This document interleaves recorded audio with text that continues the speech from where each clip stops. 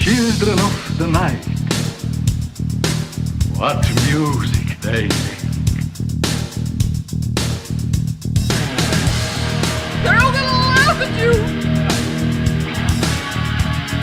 They're coming to get you, Barbara. What's up?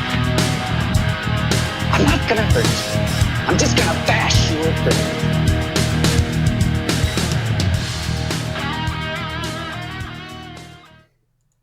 All right.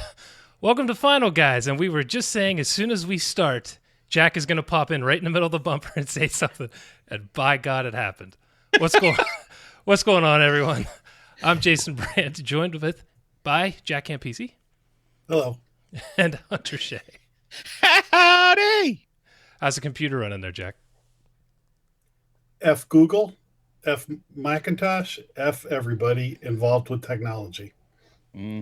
Sounds like it's going well. All right. Yeah. Tread lightly around the Campisi tonight. Thank you two for waiting for me, because if it was Hunter that was delayed, we'd be delaying the show for a half hour.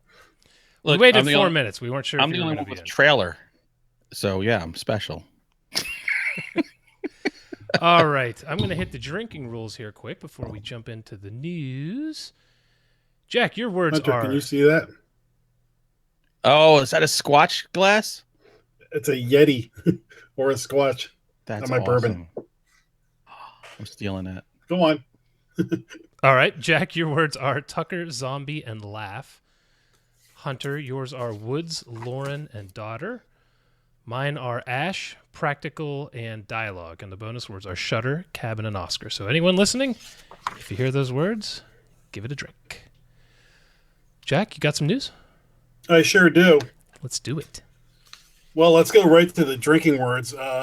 As you probably know, horror had a very big night at the Oscars, so let's just review what won.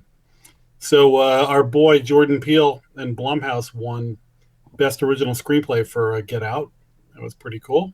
It's pretty amazing that a screenplay that he ripped off the Stepford Wives won his Best Original Screenplay. I was impressed. Well, if you go that route, then Guillermo del Toro ripped off Splash and won Best Picture, Best Director, Best Original Score, and Best Production Design.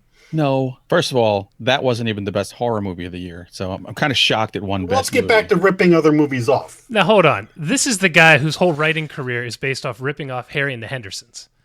Exactly. That's only that one Squatch book. And skunk apes are not like Harry.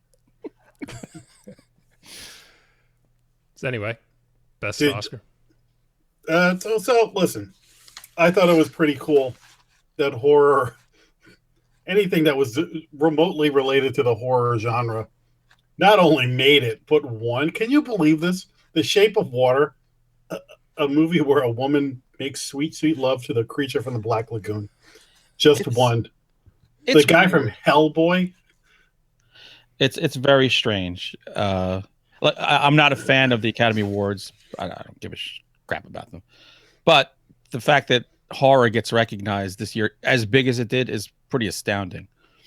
Well, you know how like women feel represented from Wonder Woman, and the African American community feels represented by Black Panther, and now the horror community feels represented by the Academy Awards. So everybody's getting their moment in the sun. Strange days indeed, John Even Lennon. weird little nerds like us. Yeah. But let's get to the good news, because I know we all like to talk about stupid remakes that are coming. So let's get right to it. Does anybody remember a little movie with a young and beautiful Reese Witherspoon and a young and beautiful Alyssa Milano and a young and menacing Mark Wahlberg called Fear? Oh, Yes, yeah. I do. Well, guess what, fellas? The 1996 classic, if you want to call it that, is being remade, and they are calling it From a Female Perspective. Now, the only problem is nobody really knows what that means. So we're not sure if it's going to be like the female is the one to be afraid of, or is it just from more of a girl's perspective? We don't exactly know what that means, but that's the gist of this. So it's like Marky Mark stops taking his birth control traps him in Maybe- a relationship. Maybe Ronda Rousey plays the girl and she goes after the guy. That I'm would be telling you. intimidating. As a man who actually stalked Alyssa Milano, that movie was very special to me. Oh yes, That was there's you. a roller coaster scene on that with Reese Hey. Witherspoon. I had been stalking her or looking for her and where she was attending college at the time and never did see her. And then one day I'm at the light by the school and it's just me and my beat up shit 1978 Buick Century. And here comes the woman of my dreams walking across the street. And the only thing I can muster is to say, "Hey, Alyssa, where's the boss?" Oh God. Oh, the look I got was withering. So But- when was your date? I'm still waiting. So the other thing about this movie is remember that William Peterson was the father, the CSI that's right. guy. So I don't know how they're going to match that casting because that was everybody's. William Peterson was probably the best known guy when that came out. He was the Yeah. he was in Manhunter and then he went to CSI. He was in To Live and Die in L.A. So he was Reese kind of like, Witherspoon was a baby in that movie too. oh, it's so funny if you go back and look now. Marky Mark looks like Marky Mark from the video. Yeah. And Feel the vibration. actually, Alyssa Milano is probably the most famous person in that movie at the time. Was that his wasn't- first role or just his first starring role? I don't know, but I think it's his first starring role at least. Early on, tell you that much. I don't know what this female perspective thing is though, but whatever. Me too. Another horror movie that is being remade, and I actually, this Fear remake looks like one of those ones that's going to come out. It's going to be really slick, MTV looking, and we're not going to want to go see it or whatever. However, I care more about that one than this one. They're also rebooting or remaking The Grudge. Really? Great. So Sarah Michelle Gellar was in like an American version of a Japanese movie. And now they're doing it all over again. When Andrea Riseborough is going to be heading up. I don't know who that is. Battle of the Sexes, Birdman, Waco. So, what do you think of that? I really like the Japanese. I think there were 4 of them back in the early 2000s, something like that. And I enjoyed all of those. But I don't really remember the American one. I saw it, but I don't remember much of it at all. Yeah, I wasn't a fan of the American ones. The Japanese I thought were okay. The trifle. I never really got sucked into the Japanese versions of the American movies and that whole Grudge Ring thing that was happening. None of those movies really did much for me. I didn't really pay. I didn't go back and find. I saw part of the originals, but just never really rung my bell. There are a lot of better J horror movies to watch than those. I was really into the Japanese horror in the early 2000s, but I really haven't watched that many foreign films in the last 2 or 3 years. So, I don't know. Could be interesting. A little sad news. John Williams is going to be retiring. His last score will be for the Star Wars Episode 9. Wait a second. John Williams is alive? John Williams is alive. It's still making movies. As a matter of fact, he did the music for the Dear Basketball animated short that won the Academy Award this year. I honestly thought he died in the 90s. I'm totally shocked right now. He probably thought you died after he read your last book. I thought that would have killed him. That's a shame. That guy is just such an icon. It's hard to even describe what that guy did to my youth without me even knowing it. Star Wars and Indiana Jones and just the whole gamut. I mean, Superman, Jaws. Think about that guy's greatest hits. it's unreal. The freaking Olympics, like he did everything. Gangnam Style, I think might have been him. I didn't check. No, I'm pretty Him? sure that was too legit to quit.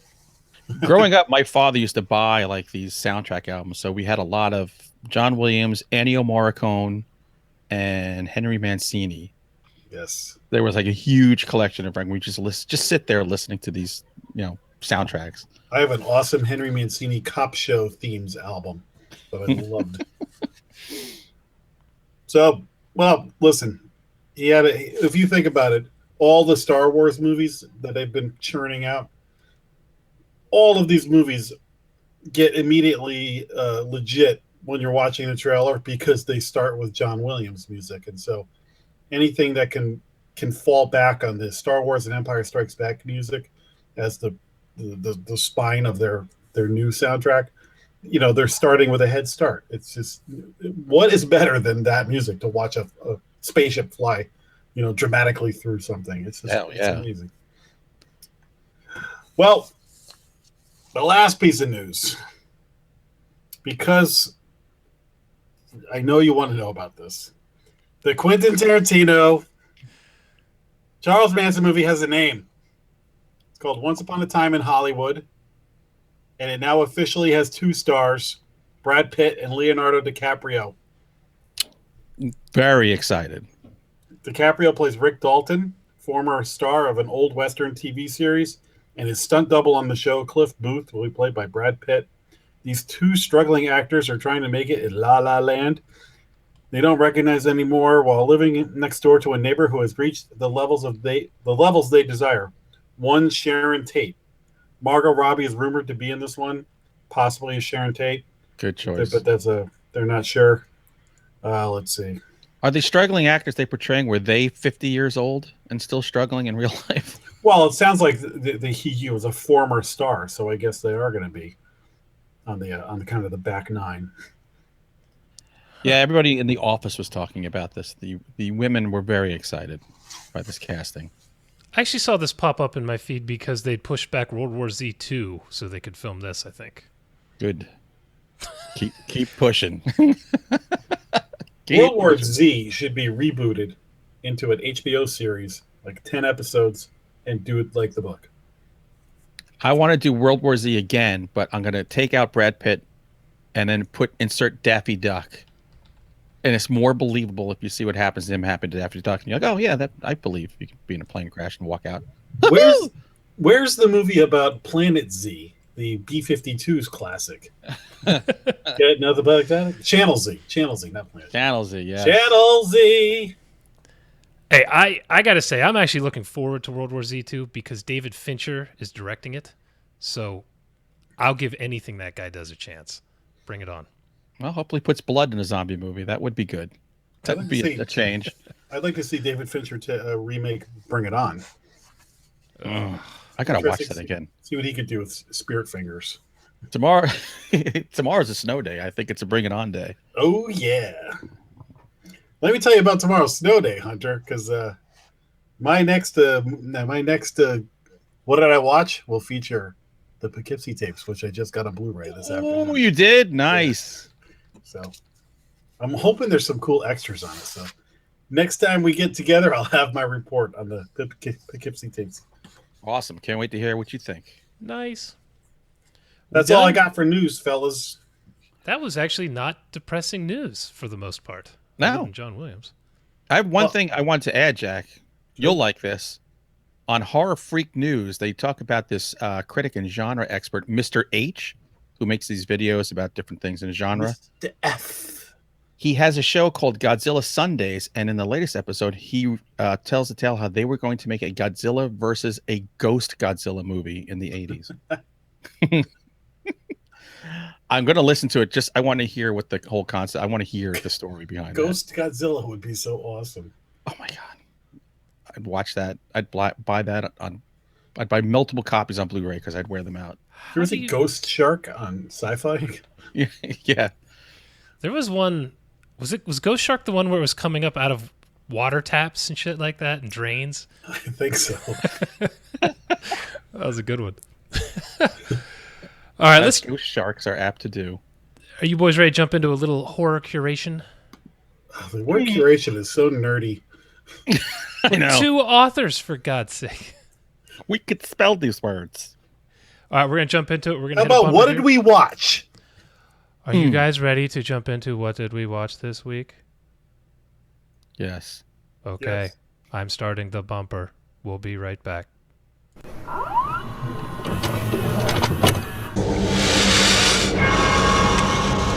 We have such sights to show you. Hunter Shea, what did you watch this week? Well, Jason, thank you for picking on me first. By the way, we never talk about, like Jack showed his Squatch thing. I am drinking today a Overpass IPA from Coney Island Brewing. Ooh. It's delicious, even though it was expired in November. It's still good. I don't think I've had that one. Coney Island makes pretty good beer. Believe it or not. And I'm joined by my framed picture of Avril Lavigne that we got in the dollar store. She's smoking. This is like after the punk phase. It's just on your desk? Yes. So anyway. I don't like a girlfriend. You.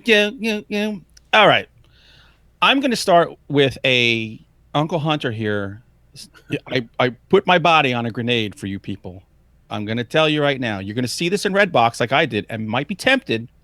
Don't. It's not worth the $1.50. Awaken the Shadow Man. I saw that on Amazon Prime. Oh, it's on Prime? It's just don't click it. It's dreadful. Just dreadful. Talk about slow burn with nothing going on. It's one of those indie movies where nobody can really act, so they just walk and talk like they are in a dream or it's stuck in molasses. But it's directed. The two male leads are in it. They're also the co-directors. Oh, that's never a good sign.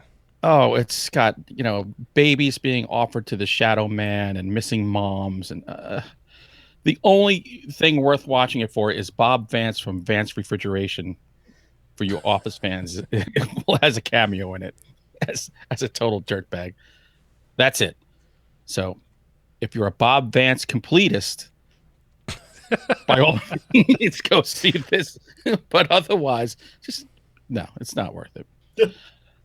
On the other end of the spectrum, one of my editors who he and I always try to look for bizarre crap to recommend to each other. So he said, go to Shudder, watch Night of Something Strange. He said, I will tell you that this movie is completely irredeemable in every way possible, and you'll love it. And I did. It's a zombie movie that's unlike anything. It's a comedy. Let me give you the first 5 minutes. It opens up with a woman's corpse in a morgue, and the custodian guy unzips his pants and starts to have sex with the corpse. Oh, straight Neon Demon right away. Boom. Cut to his house. His mother's making eggs. They live in some crappy ramshackle house. He's grabbing his balls because he's burning with some sort of corpse STD. When his mother comes in to investigate what's going on, he stands up and proceeds to piss all over her, covering her in pee. What? Yeah. Then chases her around the house, rips out her uterus and eats it. And it just goes from there. Whoa. Is this... Does he do that because he's infected with zombiness? Yes, you become an STD dead body zombie thing, and you're exceedingly horny. And it's just, I haven't watched a movie where I was grossed out and cringing, because there's some tampon stuff that goes on here more than once. So the necrophilia, you were like, okay, I could get into this. They show a tampon, you're out. Necrophilia, golden showers, I'm down. And I know I'm married to the right woman, because when he eats his mother's uterus, she goes, well, that's how you eat your mother out.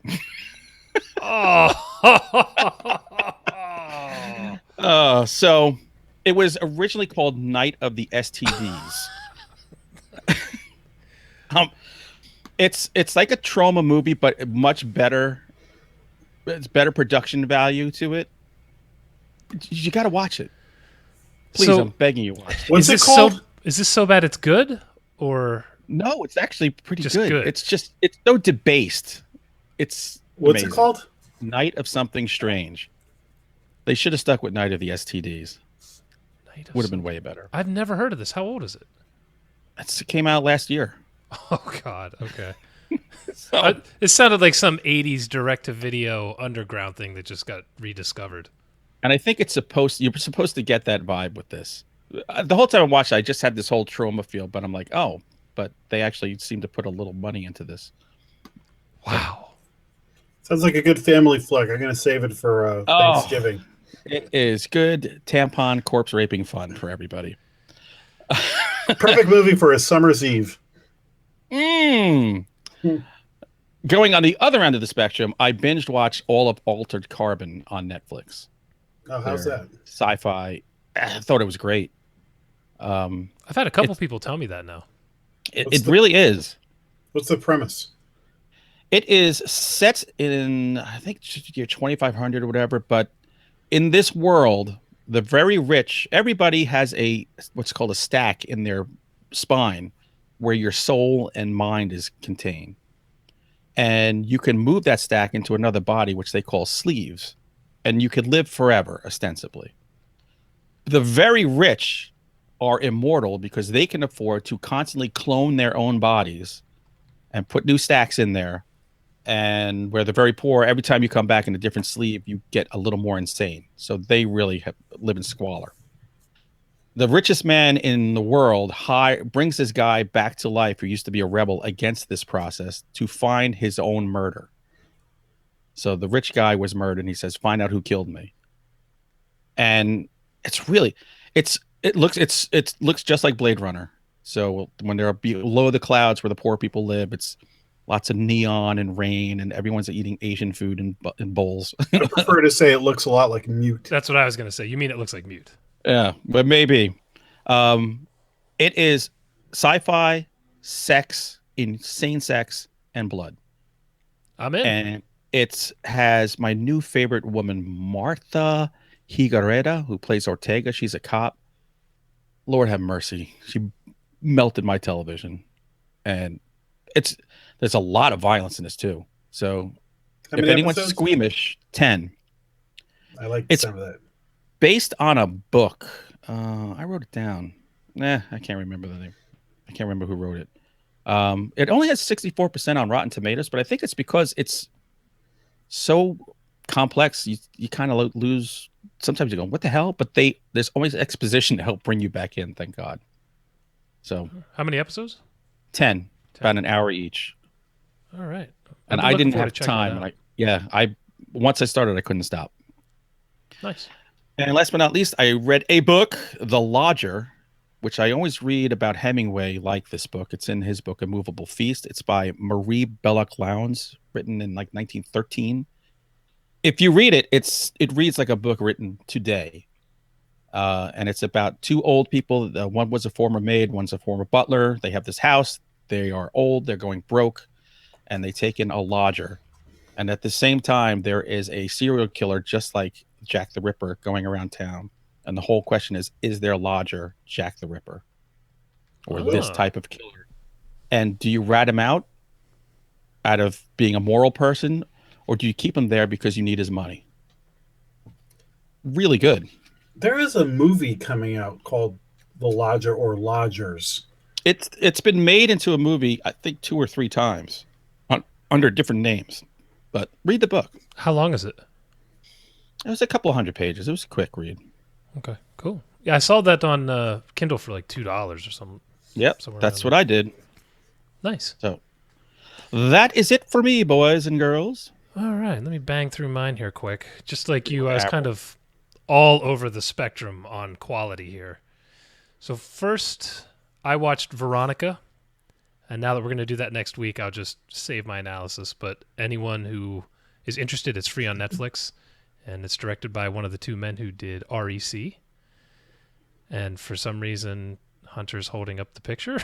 What are you doing? We have a guest star. Avril Lavigne is on the show today. Can she take your place? Hold on. I'll put her where she belongs. Check out Veronica on Netflix for next week. Then I watched Jeepers Creepers 3. Which is also on Netflix. I'm going to kick you for that one.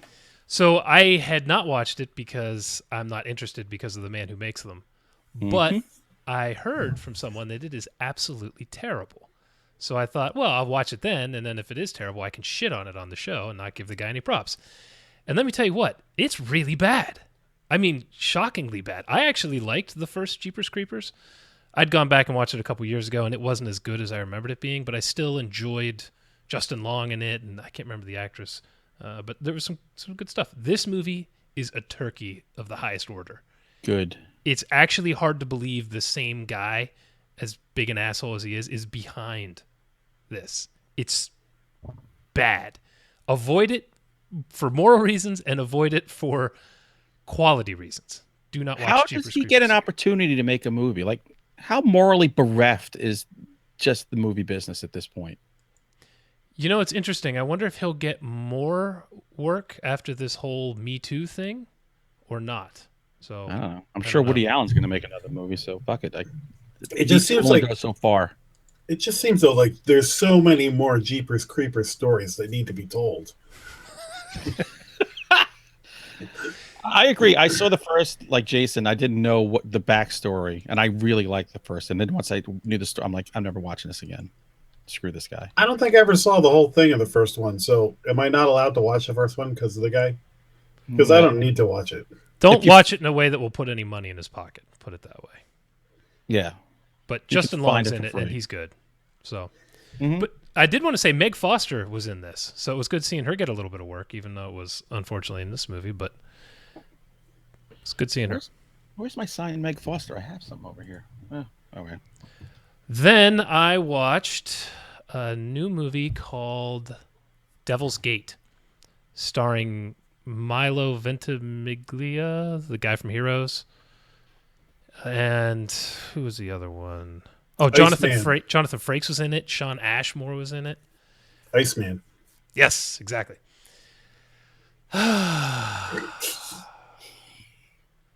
This one. 2 guest stars in 1 week. Is there anything else from your collection you want to flash up here? It's a whole lot. Keep going. This movie had some good stuff in it, but the story really did not work for me. It's basically about an FBI agent who comes into a town looking for a missing mother and daughter. And she goes out to the farm they lived on where the husband is. And this guy has traps set up all over his house. He's losing his mind. And things go south from there. I don't want to give any spoilers, but I like the build-up. And now we have Batman on the screen. I'm Batman. It started something. Oh, for God's sakes. I like the build-up. I thought some of the acting was pretty good. Sean Ashmore's always good. Milo's always good. The woman was good. But the story was weird and didn't quite work for me. But, you know, for completists, it's out there. Like a Bob. Completists of what? Well, people like us who watch everything. I would not pay money for it. How's that? If it starts streaming. Is it on Prime or did you pay? No, I paid like $4 or something to watch it. Because I watched the trailer and then decided that I didn't want to pay $4 to watch it. That's because you are smarter than I am. Then, finally, I watched The Shape of Water. Yeah. Wow. I thought you watched it already. No, it was never freaking out in the theater, but now a theater close to me is playing all of the movies that were up for Oscars again, so I got to check it out. I enjoyed the hell out of this movie. I'll just say that up front. I loved the tone of it. I loved the look of it.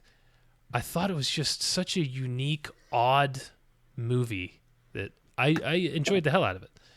That being said, it blows my mind that this won Best Picture.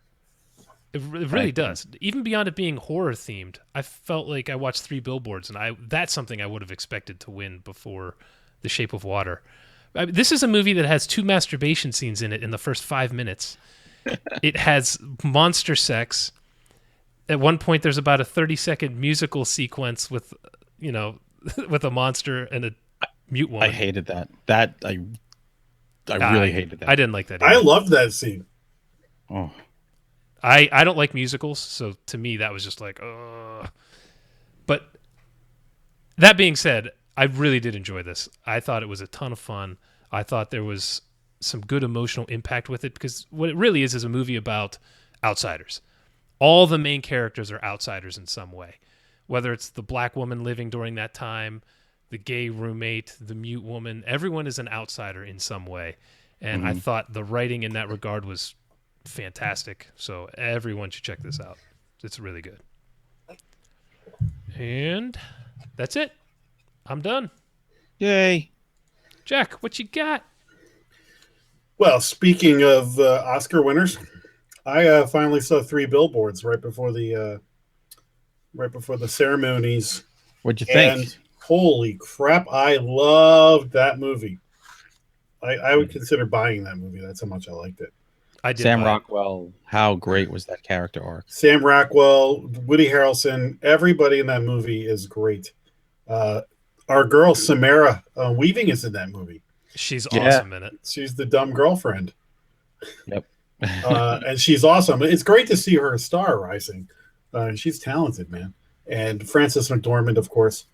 The guy who takes over after Woody Harrelson dies, he's from The Wire. He's awesome. Man, I tell you what, I really liked a lot of the Academy Award nominated movies this year. Dunkirk, Darkest Hour, Get Out, Shape of Water, this, I, Tanya. I mean, there's so many really good movies. And having not seen this and hearing buzz on it, I'm like, where the hell am I going to put this on my ranking? And I came out going, that probably was the best one out of all of them. It's so good. So That was my second favorite movie of the year. Like a close second. My favorite was The Florida Project. that I because haven't seen yet. It made me cry, and I've never had a movie make me cry. Ever. So But you're the guy who would fight off people with a machete in the liquor store. You never saw Brian's song? that was funny. The comedy. So you thought Three Billboards was better than The Shape of Water? Yes. Yeah. Big time. Yeah, I did too. I loved both movies. I really listen. The curtain went down on Shape of Water, and I was like, "Wow, that was really enjoyable. I had a really good time." But which movie I'm going to go back and sit down and watch? If I could go back, I could sit down and watch Shape of Water. I mean, Three Billboards right now, and be fired. It's got like this No Country for Old Men thing where I want to watch it a few times and absorb it more. Our buddy Eric Spitz said it's out on DVD today and Blu-ray. 100% worth it. To me, that movie was almost transcendent. So Now, the next movie I watched, I'm curious if you guys have seen this one. It's from a few years ago. It's got our pal Nicholas Brendan from Buffy the Vampire Slayer, Xander, TV's Xander. It's a movie called Coherence, and it's about a dinner party, kind of like that movie The Invitation, where a bunch of people show up. Have you seen this movie? I have a couple years ago now. It's Yeah, a few years old, right? A friend of mine just stumbled upon it and was like, "Hey, have you seen this? Check it out." So everybody, this group of people, men and women, go to a dinner party and they have different relationships with each other. And it's the night where this comet is passing overhead, and they're referring back to other incidents where weird things had happened when comets go over. Well, this comet goes over and there's like a blackout, and then suddenly there's only one house in the neighborhood with lights on. So a couple of guys go out to go to the other house, and a bunch of weird things happen where you start to question, are people changing, or why are people doing what they're doing? And there's a whole lot of what is going on and what is reality and things like that. It's not a great movie, but it's not a bad movie either. It's on Shudder, so you could, if you have Shudder, you can watch it for free, and if you don't, it's only a couple of bucks to rent. If you're looking for something different, I thought it was entertaining. The problem with it is a lot of the movie depends on people making some stupid decisions, but if you just kind of let that go, it's sort of interesting what they're trying to do. So, like, if you have Shudder, it's a no-brainer to watch it and check it out and see what you think. If you got to spend a couple of bucks, there's probably better places to drop money, but if you get a chance to see it for cheap, I would do it. Lady-wise, the main girl in this is a knockout. Oh my god, I can't remember her name. But all of the women are pretty good looking, but there's nothing like your tampon movie going on in this. At least the girls in that movie are all naked. I remember really liking it because I thought the story was unique and they were doing something. Didn't seem like they had a ton of budget to do things. A lot of it just take place in the same house, the same rooms, and it was you spend the movie trying to figure out what's going on, and then you kind of figure it out towards the end. And yeah, it's not going to make anybody's top. Oh my god, that was my favorite horror movie ever, but not a bad rental. I watched another thing that I really liked a lot. So I'm a big fan of the X-Men, and I came into really look. I was a cartoon and comics fan growing up, but younger I didn't like subscribe to comic books. I was more of a TV and occasionally comic books at my friend's house and stuff. But I really got into comic books when I was in college. Guy in my dorm had stacks of Spider-Man and X-Men and all that. So I went from like a casual knowledge, like love of a lot of characters and the TV knowledge of them, to suddenly reading all this stuff. And I was introduced to this thing called the X-Men and Wolverine. And I mean, Wolverine just blew my head. And I loved the X-Men, and I got totally into it. As you can tell now, I'm a Marvel zombie. There's a documentary on Amazon now called Chris Claremont's X-Men. And I loved when he handled the X-Men. Yeah, so if you go back and look at all your 80s and early 90s X-Men, Chris Claremont's on all of it, and he's on Excalibur, and he's on New Mutants. So it's funny to go back, and there's this documentary, and it's all about how the X-Men were kind of this dead property, and that he was working at Marvel, and they just kind of, hey, do you want to do it? And he took it, and they wanted to go with some more international superheroes so that they could sell books in other countries. So he created this sort of international group with Storm and Wolverines from Canada and Colossus from Russia. And this thing changed. The reason we are in a comic book culture now is because the X-Men showed up and took the world by storm. Figuratively, a little word. To see, so Hunter, I know you know this. There's names that you just know from the comic books, like Jim Shooter, Chris Claremont, other names. So in this, you start to see like who these people are, and they're just like regular people, and there's pictures of them horsing around the office and things like that, and talking about, oh yeah, this happened, so we just decided to do this, and some things they really thought about, and other things it was just sort of like, well, we threw that out there, and then a few years later we were like, well, we got all these open threads. What should we do? How about this? And they talk about the death of Phoenix and how that blew everything up, and then years later they decided to bring her back, and Chris Claremont was pissed off that they had told him she was dead for good, but we now know nobody's ever dead. You should know nobody dies forever in comics. Yeah. So listen, if you're of the age that you grew up with the Claremont X-Men, or you're just a comics fan or an X-Men fan now, I really enjoyed it. It's like, I think it's a little bit over an hour. And if you want to be like Jack and have Wolverine blow your head, by all means, watch this. They're getting the kick out of that in the chat right now. Go down on mutants, Sheridan said. So where was this, Jack? Was it on Amazon? Yeah. I'd watch that. I was a huge Claremont fan, and John Byrne. Those two of my favorites back then. It's good. The last movie, I also took a grenade for the crew. So, you know how you used to go to the video store, and at least for me, we would get like the main feature or like the main horror movie, and then we just grab something off the shelf that probably sucked or was really low budget. And that's how I watched the Basket Case. I'm like, what is this? This looks funny. Let's watch this. Mother's Day. He says the real clunkers, and you found some real gems doing this. So I was like, you know what? Flicking around Amazon Prime. Oh, this looks like a low budget, potentially piece of crap movie, but let's check it out. Lust of the Vampire Girls.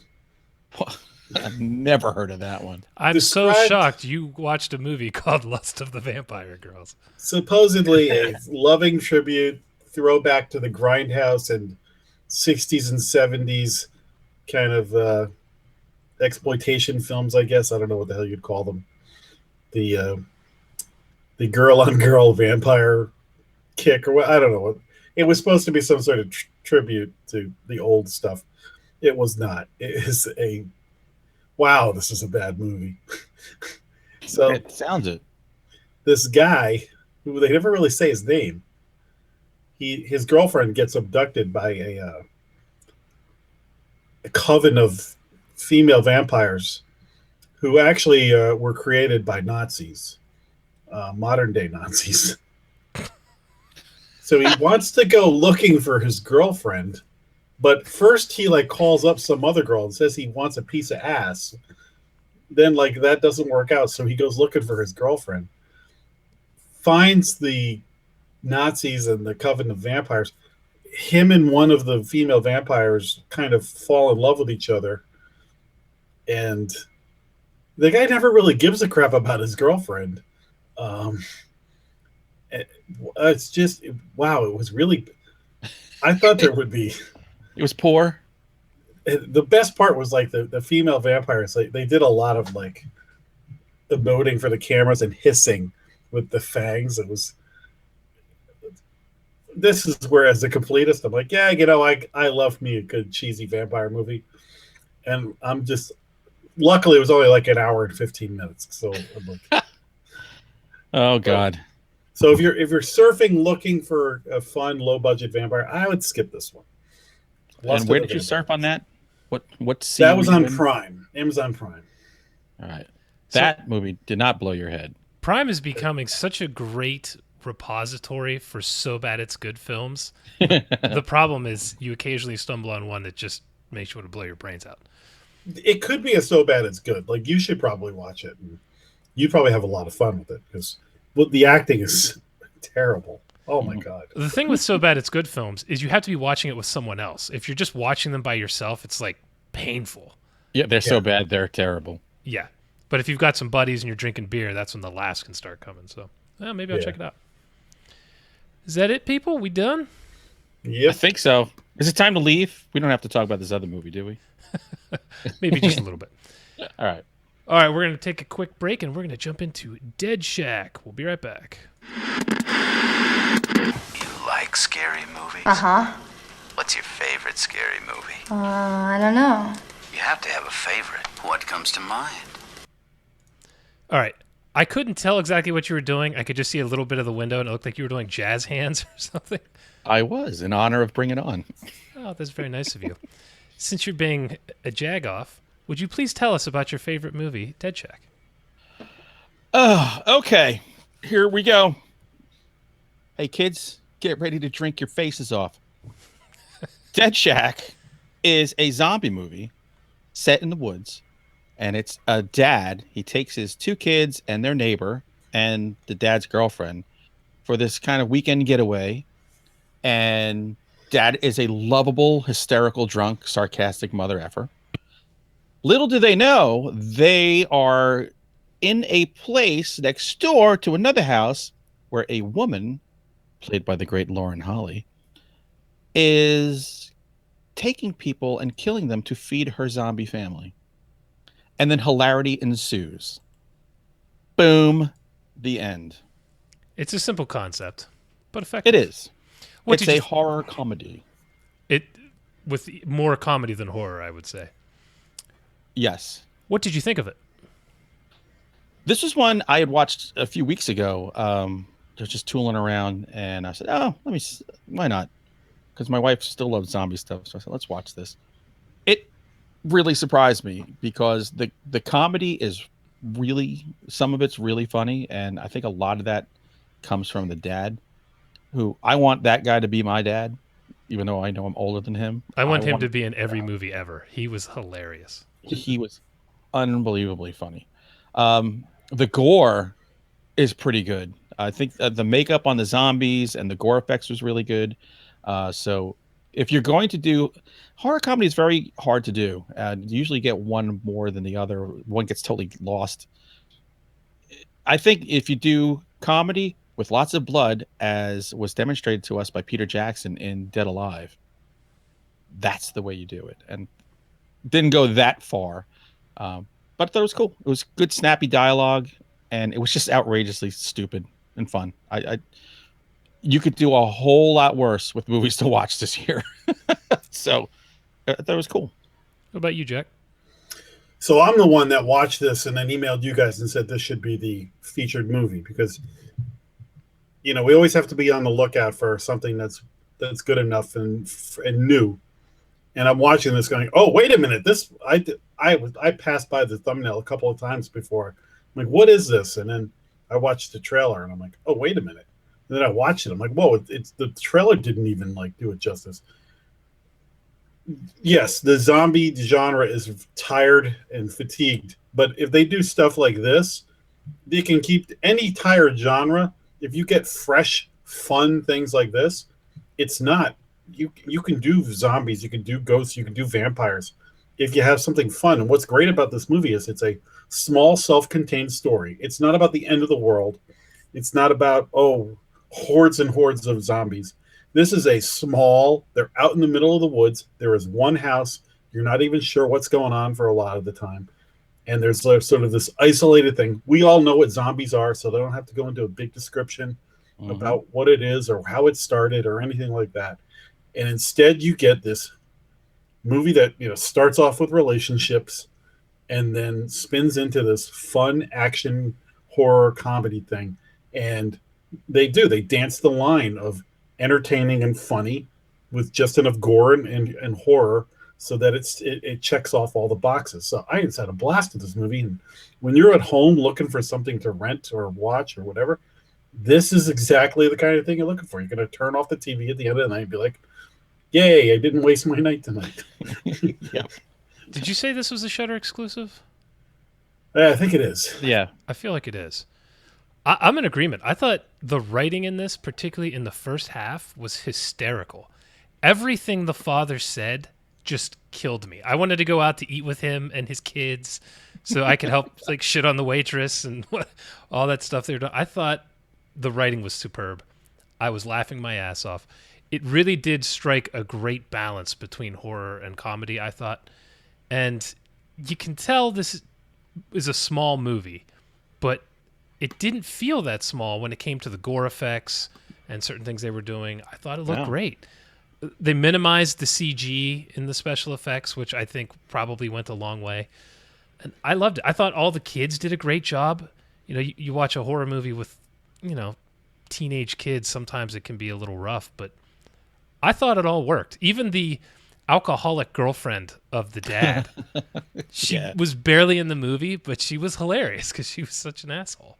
They also act like real kids because they give each other like a hard time the whole time. They're busting each other's balls. And well, the girl who plays the daughter is the biggest ball buster, who was kind of like her dad. You could tell that she took after daddy. And listen, there is a scene. I don't know how if we need to even get spoilery in this movie, but there's a scene involving one of the characters who is taking a leak. I love that. And all of a sudden, there is danger outside the door, and he has to deal with the fact that it's a really long leak, and he's trying to finish the business and deal with what's outside. And I'm like, now this is realistic. This is the kind of thing that you think you think yourself as like the hero. Oh, I'm going to be like Hugh Jackman and Van Helsing and be diving over rooftops and shooting guns and swinging on lines and stuff. No, you'd be the guy trapped in the bathroom going, I want to really go out there and fight the monster, but I really got to take a leak. Yeah, here's a little thing, ladies. I know a lot of ladies can just, clap it up. They're, I can stop here. Not us. Once it starts, it doesn't stop until the last drop is out. It's just the fact of male anatomy. I loved the sound work in that scene when he's looking from side to side and you can hear it hitting the floor and the bowl and the floor again. Yeah. That was the best part to me. I thought that was hilarious. And this movie is exactly why I want Shudder. They went and found this. This is something maybe we would have never even heard of. It's great. If this had come out in a theater and we all paid $20 to see it, I'd have been not so happy. But to just watch it at home with my $5 a month account, I really had a lot of fun with it. But I tell you, I'm sorry, go ahead. No, I was going to say I have paid $20 to see The Mummy and Winchester, so I would call upon those and go, you know what, this was a good night. Oh, I don't mind spending 100%. I do want to say though, if this humor doesn't resonate with you, this kind of smart ass, I don't even know what another word to describe it, but if the humor doesn't resonate with you, you're not going to like this movie because so much of it is comedy. So if that doesn't work for you, I could see some people not digging it. But I love that kind of stuff, so it really worked for me. One thing I really love is there's a thing in World War Z where they wrap like telephone books around their wrists with duct tape as armor. And let's face it, if we're in the zombie apocalypse, we don't have access to SWAT riot gear and things like that. So I always appreciated stuff like that. And then, like what they do in this movie, like if you see some of the pictures on Amazon and on Google Images, if you look up this movie, you see people in like shoulder pads and football helmets and things like that. And I'm like, you would have to do that if you were going into to fight that. And so they do it with a sense of humor, but there's also kind of a purpose to what they're doing. And so Yes. I thought that was handled well. What about the rebirth of Lauren Holly? You know, In horror movies, because she was in Black Coat's Daughter, and now this. And I've noticed her IMDb page is all these movies in production now. So it's weird how usually when you're young, you start in horror and then you build your way up. And sometimes now I've noticed that as you get older, it's another way for you to get back in and get noticed. I saw her, and at first I couldn't think of who in the hell she was. I'm like, God, I recognize her so much. Who is this? And then when I finally looked her up, I'm like, oh, God, Dumb and Dumber. Come on. Yeah, she doesn't look like that Lauren Holly at all anymore or sound like her, but... It's funny, though. She was on NCIS, and she actually looks younger in this. They kind of made her like the boss woman, so they kind of made her look a little bit more prim and proper, and she looked a little bit old. She still looked great. But in this, she's got like the leather jacket, her hair's down. She's 55, by the way. Yeah, which is not that much older than us. So what the heck are we talking about? Terrible. She looked great, and I loved it. Her outfit for dealing with the zombies was awesome. Did she? The welder's mask and all that stuff. Oh my God, she looked badass. She looked like she should be in My Bloody Valentine. Yeah, and listen, her journey. Again, small movie. I don't want to give away too much, but Dawn of the Dead, the original one, really dealt with some of the things that she's dealing with in this movie, and that's one of those things that some zombie movies deal with better than others. And I kind of liked how she is just kind of doing what she's got to do, because from her perspective, it's what she has to do. And so she's the bad guy, but in her eyes, she is not the bad guy. I liked that she is actually mostly annoyed with her zombie family at this point. They're trying to snip at her and doing shit she doesn't want them to do. It's just, hey, cut it out. Yeah, they kind of just annoy her, and she's just trying to get through the day and get them fed, get them back inside. Yeah. I thought that That's was what mom and wife will do. By the way, this director, Peter, I don't know how you say his last name. It's Rick. It's R-I-C-Q. This is his first full-length feature movie directing, and he comes from a guy who wrote cartoons. Hey, not bad. Which now you get where like the humor part of it comes from, and to write cartoons, you got to be pretty sharp. So right off the bat, this is what you come out with the first time. I'll watch him going forward. I should say, for the Sheridan Bradfords of the world, who probably will get annoyed with gun things and little sticklers like that, there are a couple things in here that just stood out to me. It didn't really detract from the movie, but the little things that annoy me. The shoulder pads, the nails in the shoulder pads, I noticed them bending as they were running into each other a couple times. The double barrel shotgun that had 4 or 6 shells in it before it ran out. Just a couple little things, but if you're not a sucker like him, you probably didn't even notice, or like me. Yeah, no, that's fine for regular people. And something we always mention, what in the hell are you doing? I'm looking for something. Go ahead. Why do you get so easily sidetracked by somebody doing something? Just keep talking. I'm talking to Jason. Because I have to edit this shit, and every time I hear him kicking a tin can, I'm thinking I gotta go out. You can make noise. We don't work in vacuums. This isn't Z100 on New York City. Imagine you're a golfer and there's a lot of people around you. Just what the hell is Z100? That's the biggest radio station in New York. What you should get is the Writer's Guide to Weapons. Oh, nice. This book actually tells you all the weapons and what their capabilities are, and it's all about writing weapons in your books and screenplays. Cost $20. Invest in it there, people. Here's my advice for writers. Easiest thing, don't call a magazine a clip, and half the shit you'll get and your reviews for your books will go away. True. Anything else you guys want to add on Dead Shack? I checked the aspect ratio and it was 16:9. I actually Googled it. One other thing that I thought, and the aspect ratio really helped with this, was when a character was forced to shoot a freshly turned zombie. It was kind of, everybody thinks because they watch so many zombie shows that they would just pull out a gun and shoot, but the whether it was shooting a zombie or doing any kind of other harm to them, there was definitely more of a like, oh my, am I doing this right? Should I be doing this? There was great hesitation and banter going on with the zombie kills that really helped because again, everybody thinks they're going to be Rick Grimes in the in zombie apocalypse, and really we're all going to be more like Eugene.